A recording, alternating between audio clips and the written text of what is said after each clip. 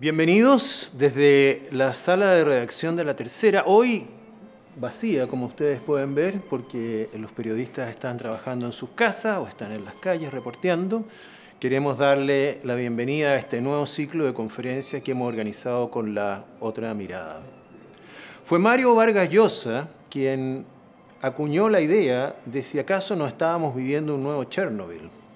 Recordando aquel silencio del gobierno soviético en los primeros días del desastre nuclear. Y se preguntaba si ese silencio que ahora tuvo el gobierno chino no fue el causante de muchos males que hemos vivido en estos días. ¿Cuánto se pudo evitar si China hubiera reaccionado de otra manera? Al gobierno chino, por supuesto, esto no le gustó. Al día siguiente prohibieron la difusión y venta de todos los libros de Mario Vargas Llosa en ese país. Vargas Llosa, un hombre acostumbrado a estas polémicas, probablemente estaba sentado en su departamento en Madrid, donde estaba confinado en esos días, sonrió y dijo, tenía razón, ningún gobierno democrático prohíbe la publicación o difusión de libros en estos días. Para nosotros es un honor contar hoy día con este escritor, columnista, Premio Nobel de Literatura, sin duda una de las mentes más brillantes de los últimos años, en una conversación con un hombre de nuestra casa, columnista político, crítico literario y crítico de arte. Ambos dos, por lo demás, son columnistas de La Tercera. Una conversación que, como hemos dicho, pretende llevar a todos ustedes a sacarnos un poco de la contingencia y pensar en lo que viene, especialmente en materias de libertades. ¿Qué pasará cuando acabe esto? ¿El Estado quedará sobre nosotros o recuperaremos de alguna manera nuestra libertad? De verdad yo no imagino un panorama mejor para hoy que escuchar esta conversación entre dos grandes intelectuales, y ese es el aporte que queremos hacer como La Tercera y también como La Otra Mirada. Espero que lo disfruten. Muchas gracias. Le damos la bienvenida nuevamente a nuestro querido amigo y presidente de la Fundación Internacional para la Libertad, Mario Vargas Llosa. En mayo del 2018 nos visitó en La Otra Mirada. Había lanzado recientemente su libro La Llamada de la Tribu. Y me parece que en estos momentos en que a raíz de la pandemia y la intervención necesaria del Estado en nuestras vidas para controlar lo que probablemente espontáneamente resulta más difícil de controlar, y nos estamos en consecuencia preguntando acerca del rol del Estado, podemos recurrir a algunos de los conceptos que Mario aborda en su libro. El liberalismo, dice, es una doctrina que no tiene respuestas para todo, como pretende el marxismo, y admite en su seno la divergencia y la crítica a partir de un cuerpo pequeño pero inequívoco de convicciones. Cuando tenemos que probablemente volver a repensar acerca del rol del Estado post-pandemia, puede ser conveniente volver sobre estos conceptos. El liberalismo no es dogmático, sabe que la realidad es compleja y que a menudo las ideas y los programas políticos deben adaptarse a ella si quieren tener éxito. Es lo que ha tenido que ocurrir durante estos últimos meses.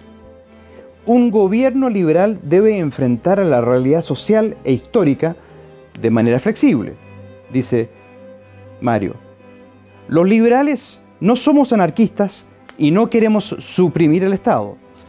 Por el contrario, queremos un Estado fuerte y eficaz, lo que no significa un Estado grande, empeñado en hacer cosas que la sociedad civil puede hacer mejor que él en un régimen de libre competencia.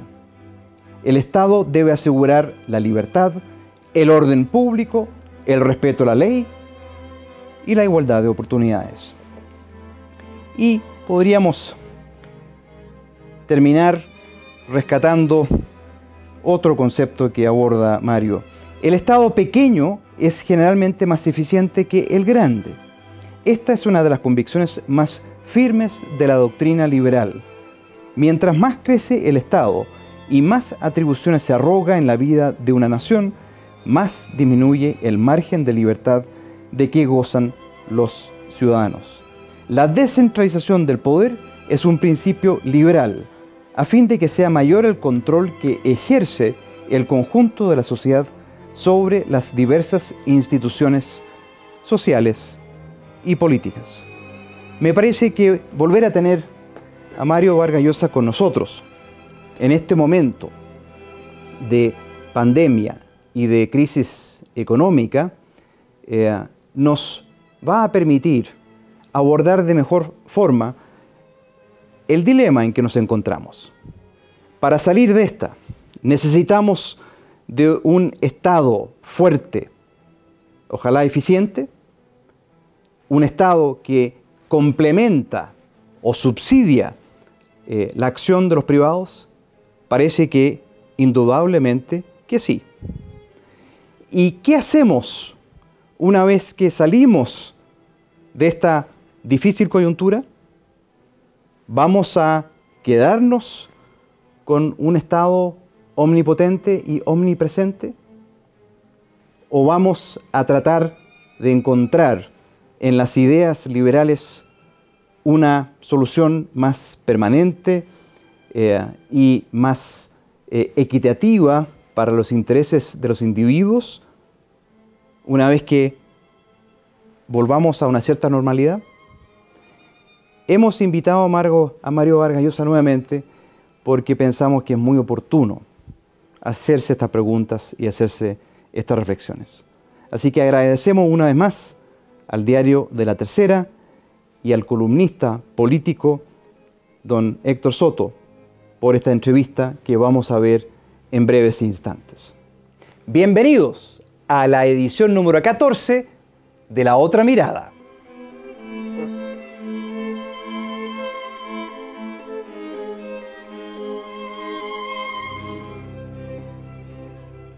Amigas y amigos de La Otra Mirada y La Tercera, es muy agradable y es un honor establecer contacto a través de esta plataforma con el escritor Mario Vargas Llosa, Premio Nobel de Literatura 2010. El tema que nos convoca para este encuentro es Pandemia y Libertad. Por lo tanto, ahora tiene la palabra el invitado, Mario Vargas Llosa. Mario, es un placer volver a encontrarte. Muchos saludos a todos los amigos de La Otra Mirada. Creo que el gran tema de nuestro tiempo en estos momentos es sin duda el coronavirus. Es algo que nos ha tomado de sorpresa. El mundo entero no esperaba una epidemia de esta magnitud. Creo que los miles de muertos, las disposiciones estrictísimas que se han tomado en muchos países para tratar de frenar esta plaga, lo que nos indican es que estábamos demasiado ensorbecidos con los progresos de la ciencia, de la técnica, y creíamos haber dominado la naturaleza. Pues esta pandemia nos ha demostrado que estábamos en un grave error, que todavía la naturaleza tiene muchos secretos y que puede darnos experiencias muy desagradables y violentas como la que hemos vivido y que muchos países están viviendo todavía. Creo que vamos a salir sin ninguna duda de esta experiencia, menos arrogantes, y quizá, si somos sensatos, dedicaremos mucho más tiempo y dinero a la investigación científica, a ver si podemos eliminar o disminuir experiencias como la que el mundo está viviendo y algunos países comienzan a salir de ella. Creo que esta pandemia tiene algunas enseñanzas de tipo político. En primer lugar, esta experiencia ha dado a los gobiernos una fuerza extraordinaria y muchos hemos consentido a que los gobiernos alcancen esta fuerza porque pensábamos que era la mejor manera de combatir a la pandemia, una plaga que, como ustedes saben, no tiene todavía vacunas y de la que se conoce aún muy poco.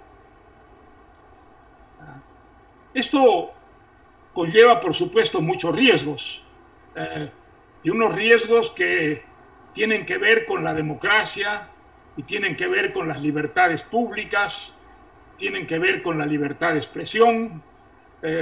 Todo eso se ha visto en cierta forma restringido por esos suprapoderes que hemos otorgado a los gobiernos, creyendo que de esta manera combatíamos más eficazmente a esta plaga o a esta pandemia. Sin embargo, la verdad es que algunos gobiernos, incluso democráticos, se han aprovechado de estas circunstancias para materializar una agenda de tipo político, una agenda que era controvertida, e incluso para restringir las libertades públicas y alcanzar, por ejemplo, a través de los medios de comunicación, una oportunidad para hacer propaganda de tipo puramente político a su propia agenda, lo cual significaba un deterioro, un empobrecimiento de la democracia y de las libertades públicas. Este es un tema que es muy importante si nosotros queremos mantener nuestro sistema democrático vigente y garantizar, como hacen prácticamente todas las constituciones democráticas, la libertad de expresión y de crítica. Existe, yo creo, en este momento en el mundo, una idea que en gran parte es equivocada, la idea de que el Estado maneja mejor que la sociedad civil el enfrentamiento a una plaga como es el coronavirus. Esto no es cierto. No es verdad que la sociedad civil esté inerme y que además se halle incapacitada para colaborar con las instituciones públicas de una manera más eficiente, más eficaz. Hemos visto a muchísimos empresarios que convertían sus empresas a gran velocidad para producir los elementos de protección que necesitaban nuestras entidades sanitarias para combatir eficazmente el flagelo. Hemos visto también la manera generosa, muy generosa, como muchos hombres de empresa han donado, han hecho donaciones importantes para fortalecer a las instituciones del Estado que tenían la obligación de luchar contra la pandemia. Y de una manera general, la verdad que el comportamiento de la sociedad civil ha sido un comportamiento eficaz. Ha habido algunas excepciones, por supuesto, en todos los países, pero ha sido un comportamiento respetuoso, disciplinado y que ha contribuido en mucho a reducir la pandemia, contra la que la mayor parte de los países europeos, por ejemplo, y yo hablo de Europa fundamentalmente porque vivo aquí en Europa, están ya de salida, afortunadamente, de este terrible virus que sigue todavía haciendo estragos en América Latina, en el África y en partes del Asia. Creo que con esta introducción, Héctor, podríamos comenzar el diálogo. ¿Qué te parece? Muchas gracias, Mario. Quiero ir a lo siguiente. Esta emergencia sanitaria, esta pandemia, ha sorprendido al mundo con liderazgos más bien frágiles y muy discutidos. Yo quiero preguntarte lo siguiente. Si tú ves a nivel internacional, ya sea en Europa o en los Estados Unidos, algún liderazgo que haya podido calificar en esta emergencia. Me refiero a un liderazgo que haya podido calificar en términos positivos, en términos de afirmación de la libertad, no de liderazgos que se hayan refugiado en un mayor autoritarismo. ¿Te parece que hay alguien que califique en este plano, en esta dimensión, actualmente, sea en Europa o en los Estados Unidos? Desgraciadamente no, Héctor. Creo que la respuesta a tu pregunta es que ese liderazgo mundial no existe. Ese liderazgo debería corresponder en el mundo libre, en el mundo occidental, a los Estados Unidos. Desafortunadamente, el presidente Trump parece el dechado mismo de la confusión. Sus actitudes son contradictorias respecto a distintas políticas, pero creo que en el caso de esta plaga quizá haya sido más confuso y contradictorio que, por ejemplo, en la relación con sus aliados. La verdad es que se ha enemistado profundamente con sus aliados, ha establecido unas conexiones amistosas con los tradicionales adversarios, y no se puede decir que haya un liderazgo norteamericano para enfrentar a la plaga, ni muchísimo menos. Creo que en el caso de América Latina tampoco hay un liderazgo claro, hay posiciones muy contradictorias, algunas bastante confusas. Es el caso quizá de Brasil, donde la controversia política sobre la actitud ambivalente del presidente Bolsonaro, pues en lugar de, digamos, movilizar al país en una cierta dirección, ha creado unas divisiones muy profundas, muy grandes. Curiosamente, si hay que citar un caso notable, yo citaría el de un pequeño país latinoamericano, que es Uruguay. Es un país muy pequeño, tiene solo 3 millones de habitantes, pero sin embargo, fíjate, el presidente, que estaba recién elegido, dicho sea de paso, acababa de asumir el poder después de muchos años de un gobierno de la izquierda, se negó a confinar a su país, como han hecho tantos países en el mundo, se negó a prohibir la apertura de restaurantes y de tiendas, y se limitó solo a aconsejar a sus ciudadanos a que actuaran de una manera prudente frente a la amenaza del virus. Bueno, esto que podría parecer un disparate, pues no ha sido así, ha funcionado. Los uruguayos han respondido de una manera efectivamente responsable. Algunos se han confinado, otros no se han confinado, han seguido practicando deportes, por ejemplo, en los parques. Las tiendas se han abierto, algunas se han cerrado, y sin embargo los resultados no pueden ser mejores. En Uruguay, yo tengo aquí una estadística que ha aparecido en los periódicos en España esta mañana, donde dicen que solo ha tenido Uruguay hasta ahora 20 muertos, y que el número de contagiados con el virus apenas sobrepasan los 700. Bueno, pues allí se han respetado las libertades. Clarísimamente el presidente ha creído en la responsabilidad de los ciudadanos de su país. Estos han actuado de una manera responsable y el virus no ha causado en Uruguay los estragos que está causando en otros países latinoamericanos, como por ejemplo el Ecuador o el Perú, o no se diga Brasil, donde los muertos pues ya se cuentan por millares, ¿no? Efectivamente, la experiencia de Uruguay es una experiencia muy satisfactoria y muy extraña. Digo extraña porque hasta donde yo entiendo, Uruguay ha seguido el modelo sueco que inicialmente en Europa fue muy alabado, fue muy analizado y fue muy exaltado. Sin embargo, por esas cosas raras de la vida y por esos misterios que envuelve esta pandemia, a los suecos la variable de la mortalidad se les ha arrancado, se les ha salido de control y hoy día están con más de 3.000 muertos. 3.000 muertos en relación a la cantidad relativamente muy baja que tiene Uruguay. Es eso bastante raro. La verdad es, Héctor, que no sabemos nada. No sobre sabemos el nada. coronavirus. La verdad es que estamos totalmente a ciegas. En el caso del Perú, por ejemplo, se da un fenómeno muy interesante, y es que las ciudades de altura, las ciudades que están a más de 2.500 metros,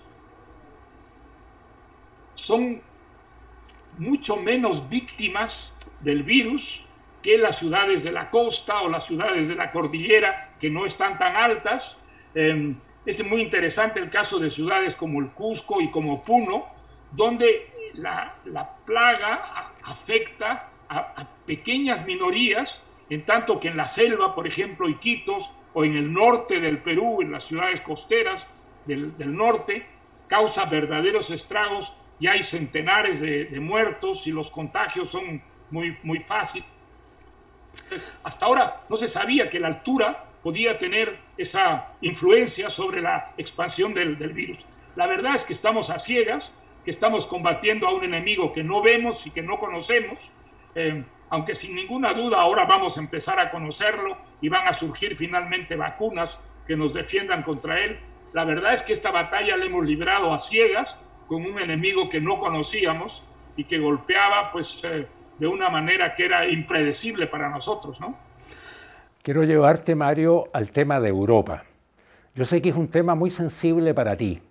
Es más, lo más probable es que si tú no te hubieses ido a Europa, probablemente no serías escritor. Por lo menos eso es lo que has declarado en diversas entrevistas. Y quiero plantearte el tema de Europa porque siento que el proyecto histórico de Europa está un tanto resentido en este momento.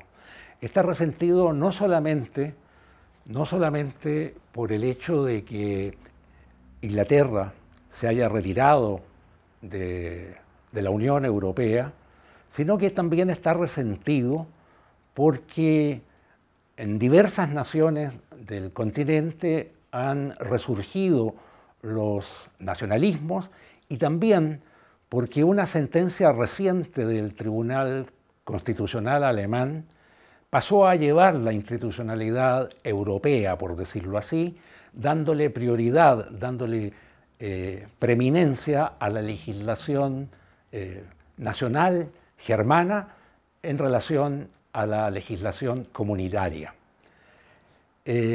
A esto se agrega que la reciente pandemia ha lastimado y ha golpeado muy seriamente a Europa en dos ámbitos que son muy importantes para el continente. El primero es el transporte y el segundo es el turismo. No va a ser fácil que Europa se recupere en términos turísticos en el corto plazo. Y Europa, lo sabemos todos, lo sabemos por España, lo sabemos por Italia, lo sabemos por Francia, Europa básicamente a estas alturas son museos. Entonces me interesa conocer tus puntos de vista a este respecto. ¿Tú no crees que Europa va a salir muy golpeada de esta pandemia? Sí, efectivamente. Yo creo que tienes mucha razón. Es un momento muy difícil para Europa. Antes de la pandemia, antes del coronavirus, ya el proyecto europeo se enfrentaba a un rebrote de los nacionalismos, algo que nos ha sorprendido muchísimo, porque pensábamos que luego, sobre todo luego de la Segunda Guerra Mundial, los nacionalismos que habían causado tales estragos en Europa habían quedado atrás y eran cosa ya del pasado.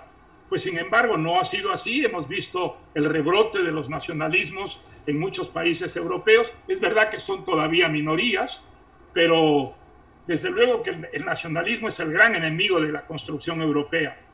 Y de otro lado, yo creo que los países europeos son conscientes, bueno, hasta el Brexit británico, de que si no se unen, de que si no se construye esta Europa, la presencia europea será mínima, insignificante, en un futuro en el que podrían repartirse el protagonismo en el planeta, pues Estados Unidos y China, digamos.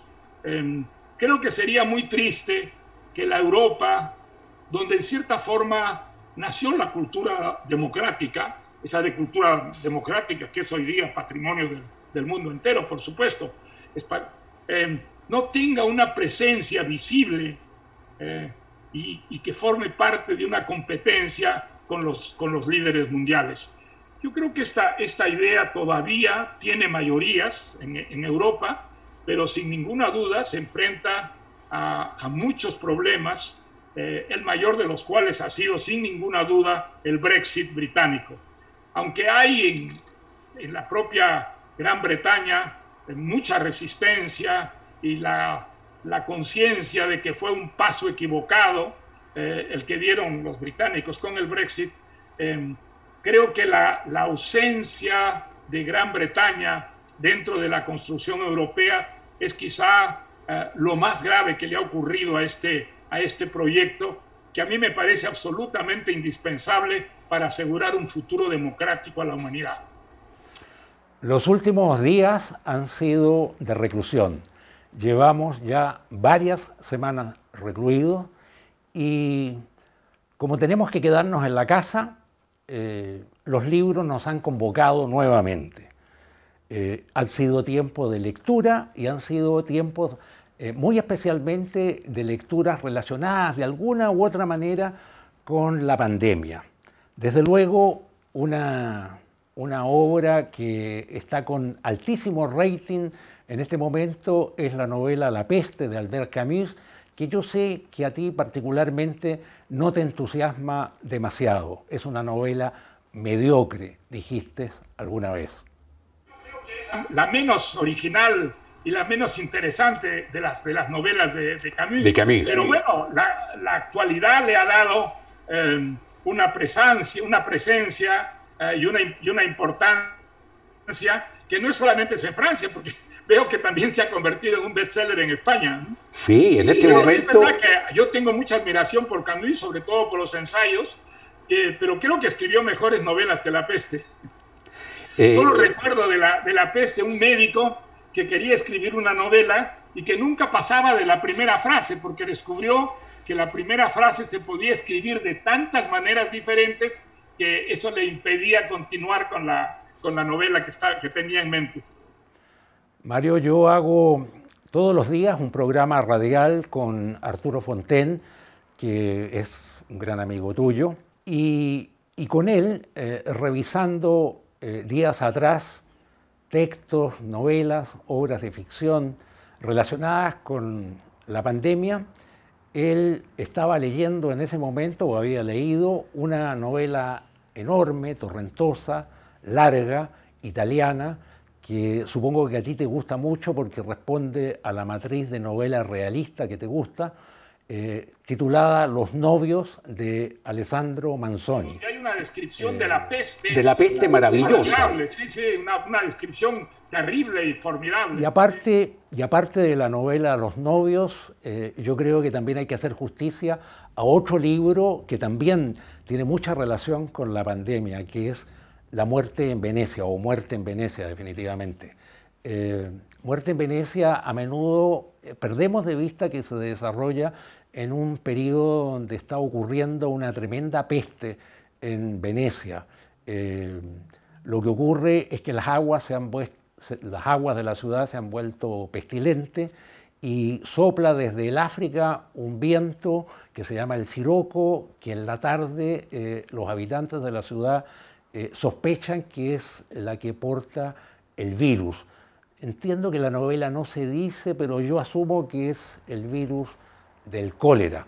Y de hecho, el protagonista de Muerte en Venecia, que termina muriendo, bueno, tal como lo dice el título, que termina muriendo, muere en verdad, en términos médicos, muere por la epidemia. Claro que no muere por la epidemia en la trama de la novela, porque muere de su encuentro con la belleza que le ha generado este chico. Sí, efectivamente, es una muy hermosa novela. Yo te diré que Thomas Mann es uno de los autores que más admiro yo. Tenía esa virtud que es rara, de poder escribir grandes novelas y al mismo tiempo pequeñas obras maestras, como es La muerte en Venecia, que es una novela muy corta, casi un cuento largo, ¿no? Un cuento largo. está maravillosamente bien escrito dentro de ese contexto que es Venecia viviendo pues una plaga terrible que va devastando la ciudad y acabando con todos los personajes de la historia, ¿no? Mario, me soplaron hace pocos días que tú ibas a sacar pronto un libro sobre Borges. No es verdad.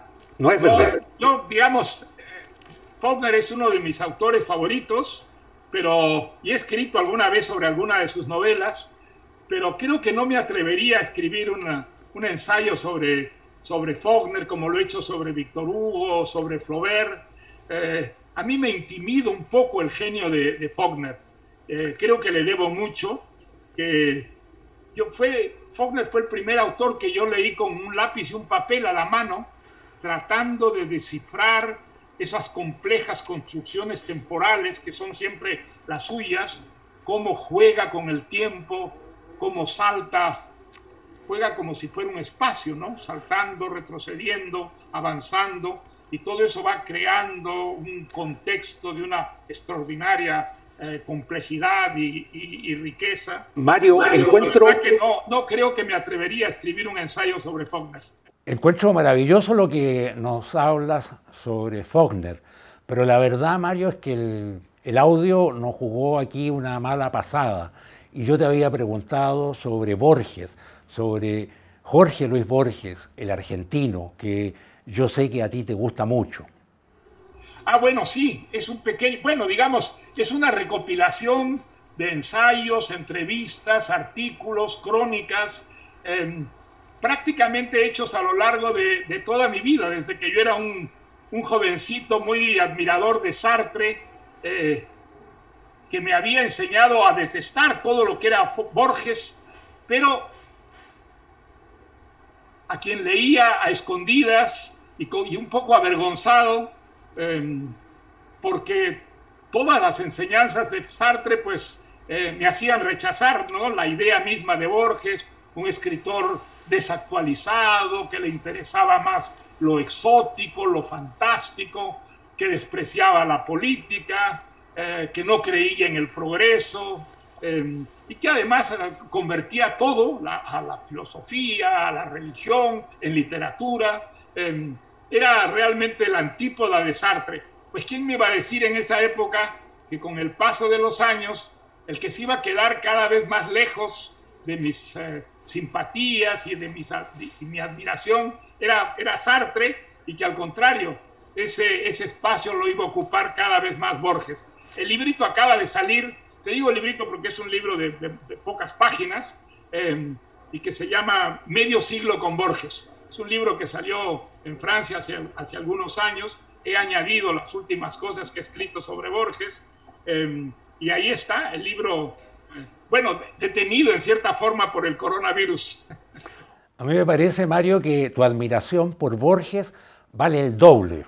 Y vale el doble porque tú provienes de otra matriz literaria. A ti lo que más te interpreta, lo que más te gusta es una novela con mucha conexión con la realidad, y una novela torrentosa, una novela enjundiosa. En cambio, Borges, la inspiración de la obra de Borges es básicamente la propia literatura, y sus textos en general son textos muy cortos. Nunca incurrió en la novela, y menos todavía en la novela torrentosa, que a ti es la que más te cautiva. Si hay un autor que está lejos de lo que yo soy, de lo que yo trato de ser como escritor, es Borges. No me interesa el mundo fantástico. Admiro mucho la precisión y la perfección de la prosa de Borges. Creo que es un prosista realmente genial, quizá el único en nuestro tiempo equivalente a los grandes prosistas del siglo de oro. Pero el mundo de Borges, el mundo de los fantasmas, de que está poblada el universo de Borges, pues no es un mundo que a mí me atraiga muchísimo. Soy un escritor más bien realista. Me interesa mucho la historia haciéndose, la historia que va creando el mundo de nuestros días, algo que Borges más bien despreciaba muchísimo. Pero fíjate, a pesar de esas distancias, yo creo que mi admiración por Borges es muy sincera, muy profunda, y siempre lo he leído y releído con enorme placer, ¿no? Tú lo conociste, lo entrevistaste, entiendo, el año 1967. Yo lo entrevisté por primera vez el año 1963. Ya. Él había estado en París ya, pero ese año fue el año del descubrimiento por los franceses de Borges. Le dedicaron muchas revistas, le dedicaron números especiales, y las conferencias que dio tanto en el Instituto de América Latina como en la Sorbona estuvieron repletas, y por primera vez que yo sepa fueron escritores de gran prestigio a escucharlo, ¿no? Fueron muy bonitas las conferencias, además, una sobre literatura fantástica, por ejemplo, en la que se limitó a contar cuentos fantásticos, y que terminaba así con una pregunta al auditorio que decía, bueno, ya saben ustedes qué cosa es un cuento fantástico y qué cosa es un cuento realista. Ahora pregúntense ustedes en cuál de las dos dimensiones están. Mario, volvamos a la pandemia. ¿Cómo vamos a salir de esta experiencia? Yo sé que se han hecho muchas conjeturas a este respecto. Hay quienes dicen que estos cambios nos van a marcar para siempre. En definitiva, ¿vamos a quedar igual? ¿Vamos a salir mejores o vamos a salir peores de esta experiencia?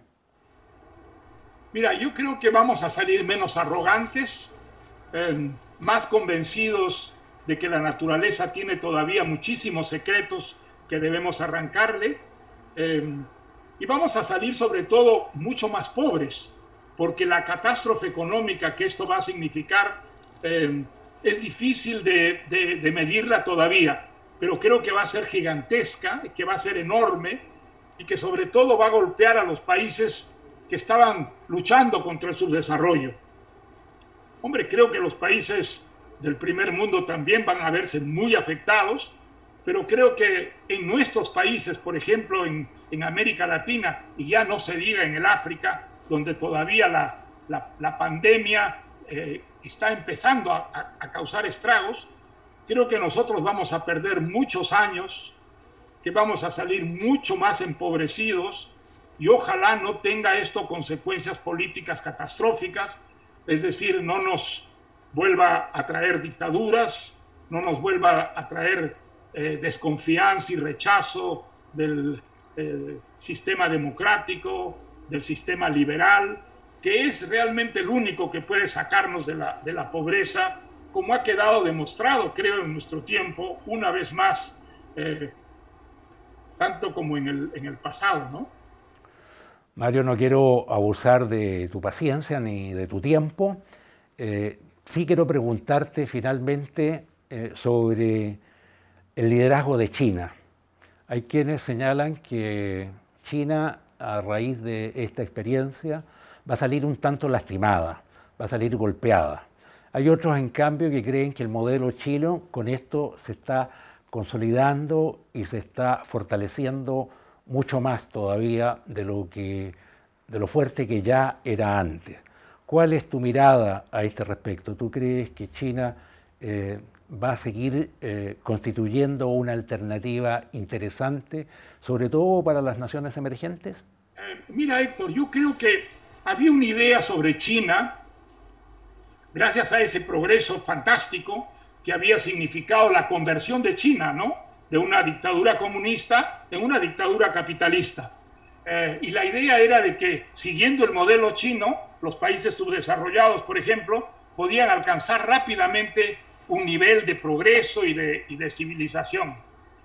Creo que esta pandemia ha mostrado las grandes limitaciones que tiene un progreso como el chino, un progreso que permite en el campo económico una economía de tipo capitalista, una economía de mercado, pero que luego en el campo político mantiene el autoritarismo, mantiene el partido único, mantiene, digamos, una gran rigidez de maneras, de costumbres, de leyes, en las que prácticamente la disidencia no está permitida y desde luego tampoco la libertad de expresión. Creo que esta delimitación que en un momento dado se iba a dar en China, precisamente a raíz de su progreso, creo que ha salido a la luz durante este coronavirus. Hasta ahora es misterioso lo ocurrido en China. Es verdad que China tenía muchos meses antes ya el conocimiento de la pandemia y que lo ocultó al resto del mundo por razones puramente políticas. Eso se ha dicho, no se sabe con certidumbre, pero se ha dicho. Y en todo caso, lo evidente es que China actuó en los primeros momentos, cuando algunos científicos denunciaron la presencia de este virus, de una manera muy poco democrática. Los castigó, los obligó a desmentirse, a hacer su autocrítica públicamente. Alguno de ellos hasta murió víctima de la pandemia. Todo eso tendrá que ser observado, juzgado, y creo que de todas maneras lo que se consideraba el modelo chino va a tener que ser muy revisado por los países que quieren tener un futuro no solamente de progreso, de civilización, sino también libre y democrático. Mario, quiero agradecer el contacto que has tenido con nosotros aquí desde la otra mirada y la tercera.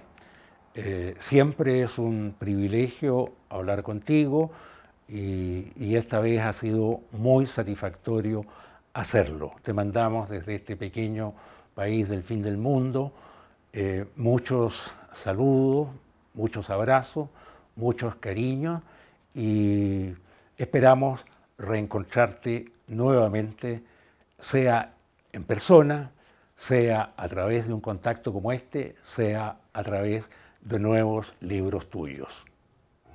Muchísimas gracias, Héctor. Ha sido un verdadero placer conversar una vez más contigo.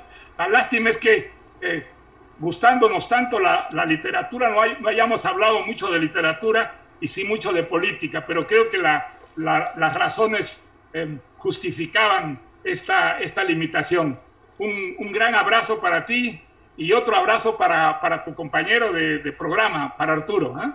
Muchas gracias, Mario. Hasta pronto.